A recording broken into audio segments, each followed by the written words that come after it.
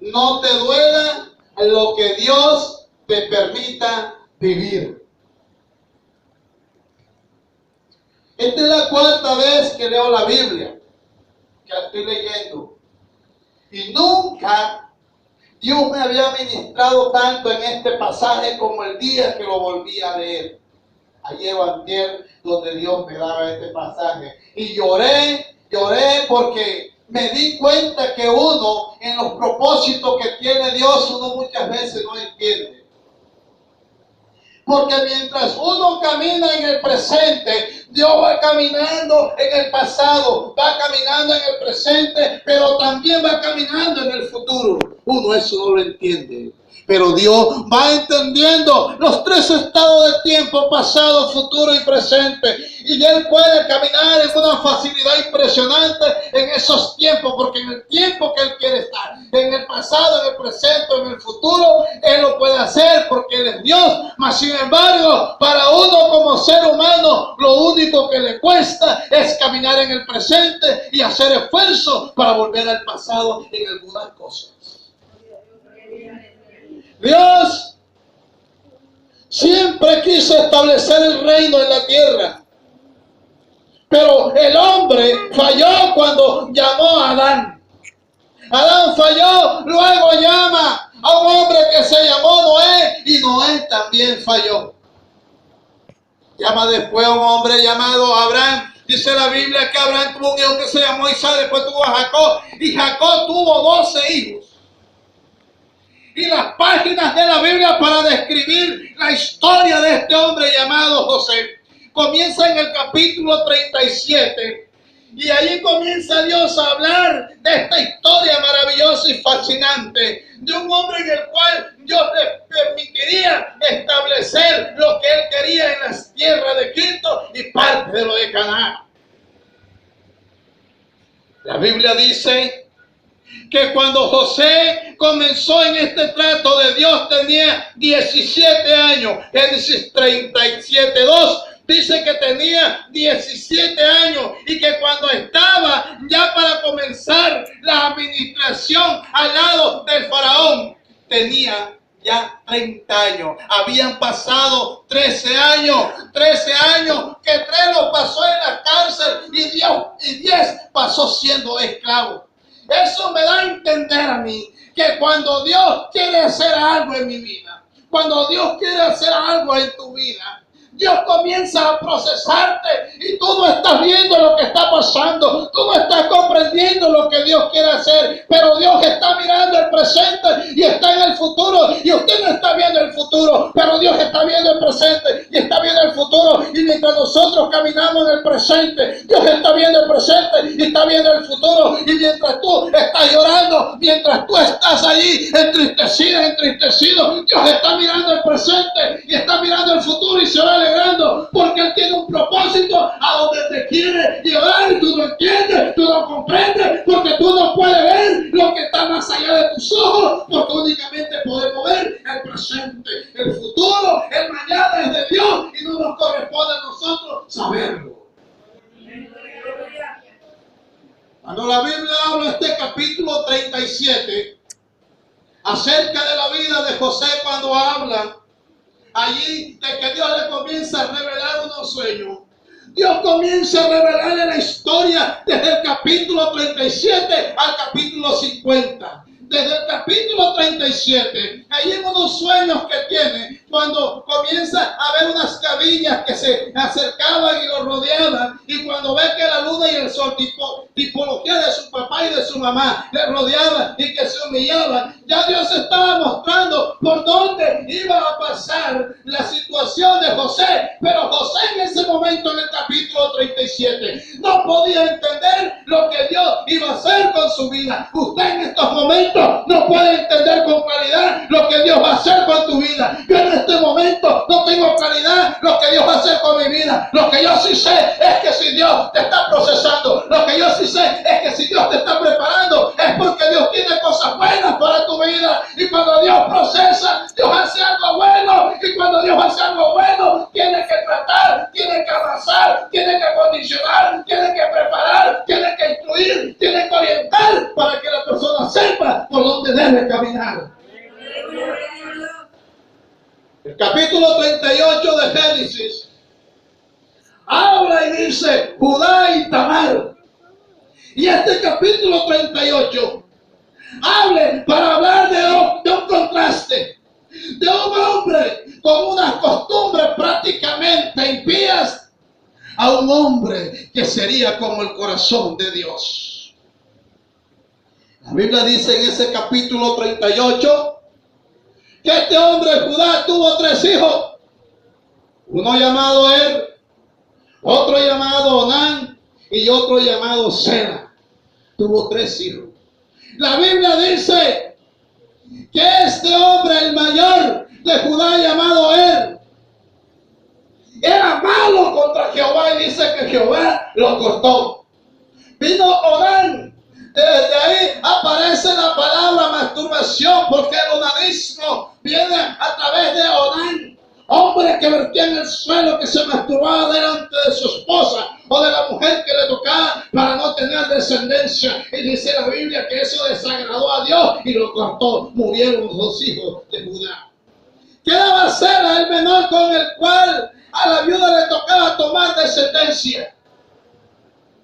La Biblia dice que pasó el tiempo y Sela no le había dado a esta mujer como esposo.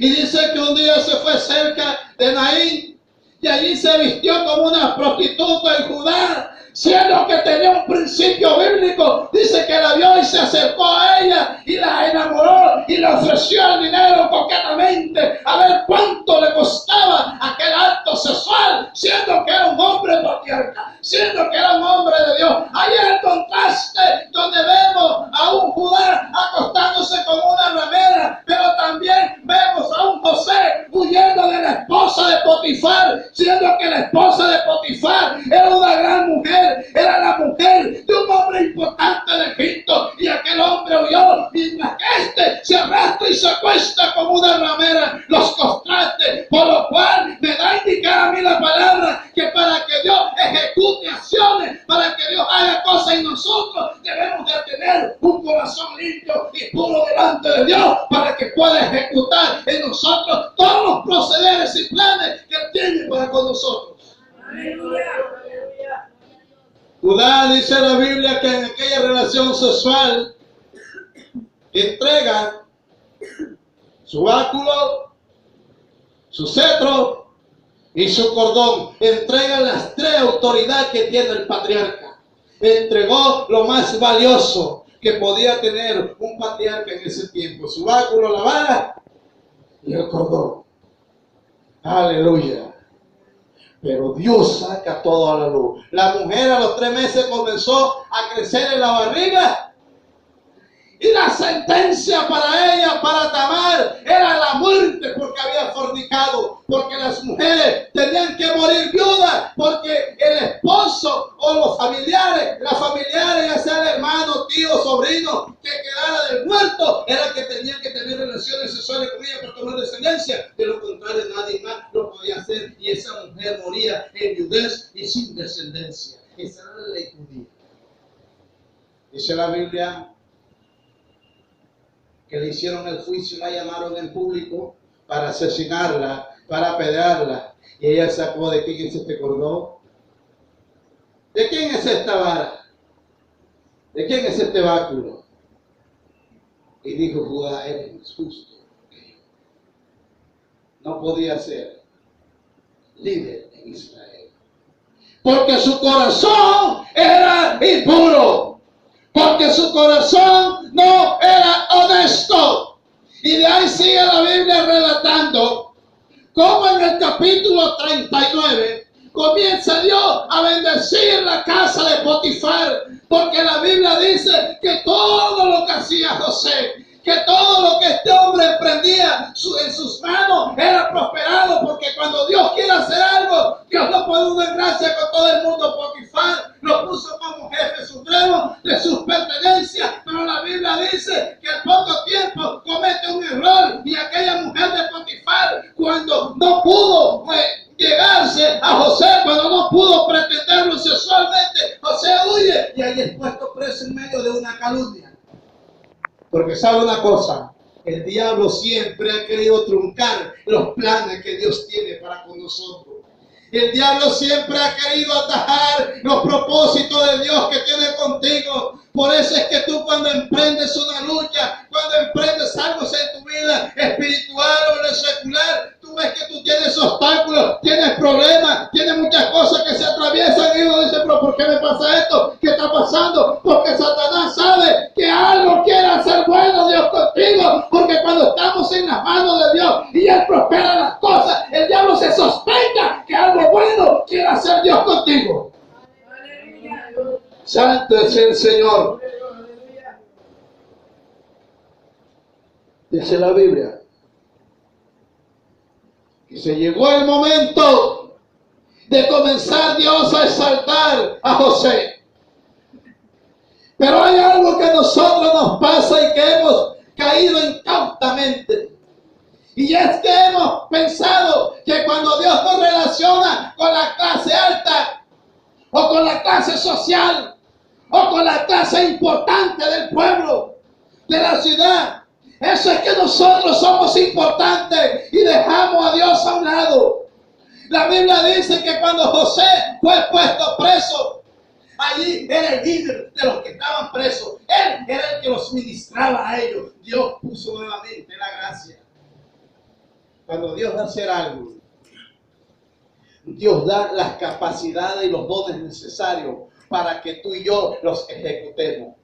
Dice la Biblia que allí comenzó este espíritu de discernimiento en él, de interpretación de sueños. Y dice la Biblia que allí cayeron dos presos, dos funcionarios importantes del rey, el copero y el panadero. Dice la Biblia que ahí estos hombres tuvieron un sueño. Y en aquellos sueños interpretados por José se cumplieron. El uno volvió al rey, el copero, y el panadero fue muerto. Y cuando nosotros queremos utilizar las influencias que Dios pone a nuestro alrededor, porque déjeme decirle que cuando Dios nos rodea a nosotros de personas importantes, cuando Dios nos rodea a nosotros de personas que socialmente son gente de la sociedad, cuando Dios nos rodea de esta gente, es porque Dios quiere que nosotros usemos lo que Dios nos quiere dar de ellos. No seamos unos aduladores, porque muchas veces aquellas personas que Dios nos pone, nosotros nos convertimos en esclavos de Él. En vez de aprovechar lo que Dios nos ha dado a nosotros, nos convertimos en su subalterno y Dios no quiere eso. Por eso, cuando José más adelante comienza a explicar, él entiende perfectamente para qué Dios lo lleva al lado del faraón.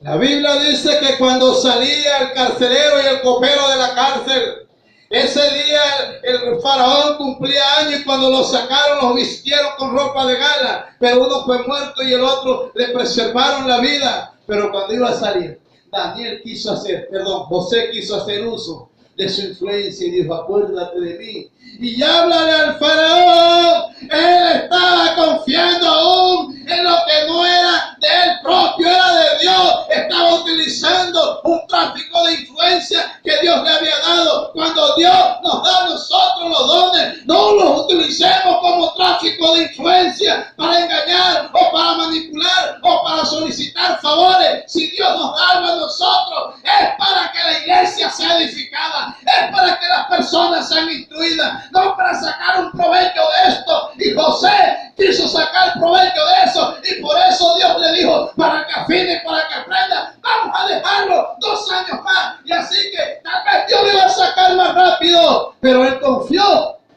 en las influencias que Dios había puesto alrededor. Y por eso nosotros muchas veces las cosas se nos dilatan, porque nosotros confiamos en la tía, confiamos en el tío más que en Dios, confiamos en el político más que en Dios, confiamos más en el doctor más que en Dios, y Dios esperando que usted y yo le demos el lugar que Él se debe merecer, y nuestras vidas el primero, y nosotros lo hacemos a un lado por preferir a la doctora y al doctor, pensando que tiene más influencia. El que tiene más influencia sobre esta tierra y el todo lo sabe y el todo lo puede, se llama Jesucristo, el Hijo de Dios. A Él sí tenemos que rendir la pleitesía y Él debe ser el primero en nuestras vidas. Santo es el Señor. José, a los 2 años es llamado, aleluya. Esta es una historia hermosa, hermosísima. A los 2 años es llamado, aleluya. Y allí interpreta un sueño que estaba mostrando el futuro para Egipto. 7 años de abundancia y 7 años de escasez. Y los primeros serían los 7 años de abundancia. José interpreta aquel sueño. Allí Dios levanta inmediatamente a José. Nunca José se imaginó que sería el director de Egipto.